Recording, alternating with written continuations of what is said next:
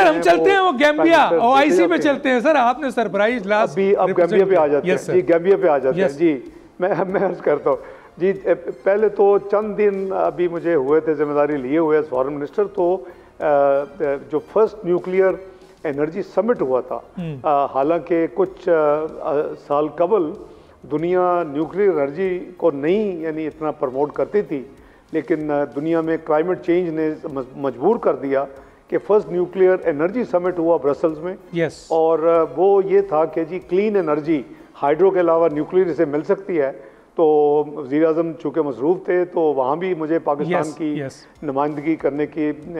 जिम्मेदारी दी गई और वहाँ मैंने अपना रोल अदा किया। इसी तरह जो ओआईसी थी वो गैम्बिया में थी। आपने पहले जिक्र कर दिया सर, हालांकि मैं उस पे आने वाला था, पहले गैम्बिया पे आया फिर मैंने न्यूक्लियर उस पे आना था, लेकिन चले अच्छा है आपने उसका जिक्र खुद ही कर दिया सर, थैंक यू जी सर। तो गैम्बिया में मुझे सौंपा, ये जो जिम्मेदारी सौंपी गई वो 2 टियर जिम्मेदारी थी, क्योंकि ओआईसी का जो फॉर्मेट है उस पर पहले सेक्रेटरीज लेवल पे मीटिंग होती है एक दिन, फिर 2 दिन जो है वो असल जो ब्रेनस्टॉर्मिंग होती है वो काउंसिल ऑफ फॉरेन मिनिस्टर्स के होती है, और फिर 2 दिन हेड्स ऑफ स्टेट और प्राइम मिनिस्टर या हेड्स ऑफ डेलीगेशन वो समिट, जैसे प्योर इस्लामिक समिट कॉन्फ्रेंस कहते हैं, जो 15वीं थी ये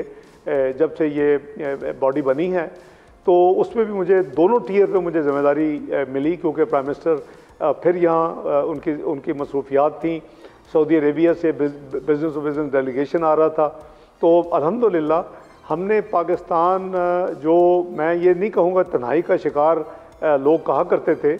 वो हमने बड़े एक छोटे अरसे में, आज वर्चुअली हमें 2 महीने हुए हैं जिम्मेदारी संभाले हुए, और 2 महीने में लोग देख रहे हैं कि पाकिस्तान को कोई अब नहीं कहता कि तन्हाई का शिकार है, बल्कि अल्हम्दुलिल्लाह तमाम ममालिक हमसे अंगेज हैं। गैम्बिया में एक इस्लामी मुल्क होने के नाते मेरी जो फ़राइज़ में शामिल था कि जहाँ मैं गज़ा के मुसलमानों और फ़लस्तीन की प्रॉब्लम्स और उनका ज़िक्र करूँ, वहाँ मैंने कश्मीर के इशू को भी उसी तरह अल्हम्दुलिल्लाह पाकिस्तान के नुमाइंदगी करते हुए उजागर किया। उसकी वजह यह है कि मैंने बल्कि ये अल्फाज यूज़ किए कि सिमिलरली कश्मीर की भी वही हालत है। पहले गज़ा की हालत गिनवाई, फिर मैंने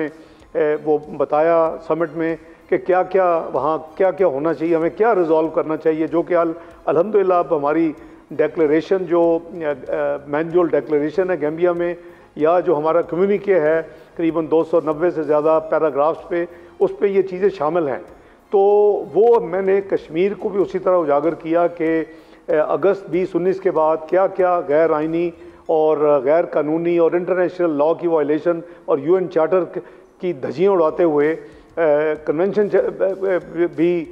जो है जेनेवा, उसको भी एक तरफ रखते हुए जो कुछ कश्मीर में हमारा हमसाया मुल्क कर रहा है उसका भी सदेबाब उसी तरह होना चाहिए, और उसके लिए भी मैंने अपनी प्रपोजल और अपनी रिकमेंडेशन दी। तीसरा, मैं समझता हूँ कि बहसीत मुसलमान ये मेरा और एक इस्लामी मुमलकत पाकिस्तान, इस्लामी जमहूरिया पाकिस्तान की नुमाइंदगी करते हुए ये मेरा फ़र्ज़ था कि मैं इस्लामोफोबिया के ख़िलाफ़ भी अपनी वहाँ आवाज़ उठाऊँ। अपने जो ब्रदर फॉरेन मिनिस्टर्स थे या डिप्टी प्राइम मिनिस्टर जो वहाँ अटेंड कर रहे थे, उनको मैं उनको प्रपोज़ करूं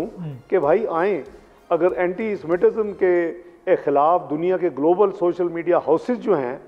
वो मिलकर अब उस मटीरियल को फैलने नहीं देते और उसको एलिमिनेट और इरेडिकेट कर देते हैं, तो हम 57 मुल्क की बॉडी हैं, हम एक सब मुसलमान हैं। हमारी ये जिम्मेदारी है कि हम अपने होली बुक के ख़िलाफ़, कुरान हकीम के ख़िलाफ़ अगर कोई हो इस तरह का मटीरियल, या खुदा न खास्ता हमारे आखिरी नबी सल्लल्लाहु अलैहि वसल्लम के हवाले से कोई बदतमीज़ी या हमारे इस्लाम के ख़िलाफ़, तो ब्लास्फेमस जिसे कहते हैं, ये इस्लामोफोबिक, तो इसके लिए मैंने एक वहाँ मूव शुरू की और मुझे बड़ी पजीराई मिली, मुझे बड़ी सपोर्ट मिली। सब्सक्राइब करें और बेल दबाएं ताकि कोई खबर रह न जाए।